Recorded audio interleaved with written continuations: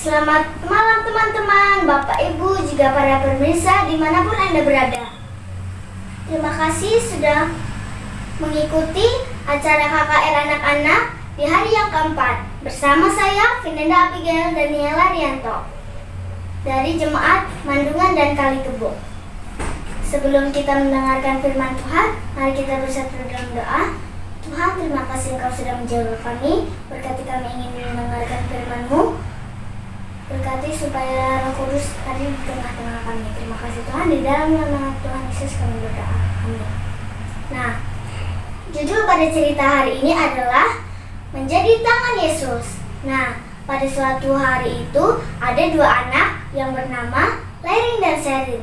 Lalu Sherin mengatakan kepada ibunya, "Bu, bisakah kita menyiapkan makan untuk anak-anak jalanan di dekat gereja kita?"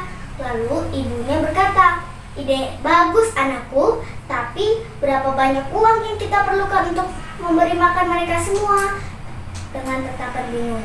Lalu si kembar menyahut secara bersamaan, "Nah, mungkin di gereja kita bisa meminta setiap anggota untuk menyumbangkan bahan-bahan untuk kita gunakan. Aku yakin mereka juga ingin membantu." Lalu tanya Lerin, "Bukankah ini yang Yesus katakan harus kita lakukan, Bu?" Lalu ayahnya menjelaskan, "Ya, di dalam Matius 25 Yesus berkata bahwa ketika kita membantu seorang memberikan makanan kepada orang miskin, mengunjungi dan mendoakan mereka yang di penjara, kita melakukannya untuk dia. Yesus adalah teladan terbaik kita untuk melayani sesama." Lalu 2 hari berikutnya, Lerin dan Sherin sibuk menelepon anggota gereja untuk meminta sumbangan sayur dan buah untuk proyek khusus mereka. Lalu mereka memanggil Bapak Janu. "Bapak Janu, bisakah Bapak menyumbangkan beberapa sayuran dan makanan lain pada sahabat berikutnya untuk kami masak sehingga kami bisa memberi makanan anak-anak untuk jalanan?" Lalu Bapak Janu mengatakan, "Itu ide yang bagus anak-anakku. Aku senang mendukung proyek kalian. Aku akan meminta istriku untuk memasak sayur dan buah-buahan itu," saran ketua jemaat dengan benar di matanya. Lalu ketika 2 hari minggu tiba, Lerin dan Sherin dengan banyak bantuan dari ibu mereka, Nyonya Janu dan beberapa wanita lain dari gereja memasak 8 panci besar sup.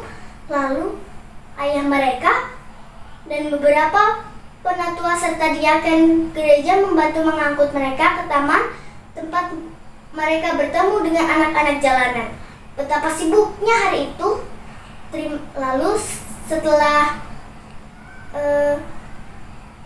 membagikan makanan, Lerin dan Sherin mengatakan, "Terima kasih Yesus telah membantu kita. Bayangkan, kita bisa memberi makan 80 anak yang kelaparan." Wah, banyak sekali ya teman-teman. Nah, kita juga bisa seperti Lerin dan Sherin. Seperti terdapat di dalam Matius 25 ayat 35 sampai 36. Kita buka ya. Matius 25 ayat 35. "Sebab ketika aku lapar, kamu memberi aku makan. Ketika aku haus, kamu memberi aku minum. Ketika aku seorang asing, kamu memberi aku tumpangan. Ketika aku telanjang, kamu memberi aku pakaian. Ketika aku sakit, kamu merawat aku. Ketika aku di dalam penjara, kamu mengunjungi aku." Nah, juga terdapat di dalam Matius 25 ayat 40. "Dan raja itu mengatakan akan menjawab mereka, 'Aku berkata kepadamu, sesungguhnya segala sesuatu yang kamu lakukan untuk salah seorang dari saudaraku yang paling hina ini, kamu telah melakukannya untuk aku.'" Nah, mari kita ikuti teladan Yesus dan melayani orang lain. Nah, sekarang kita baca Lukas 10 ayat 25 sampai 37.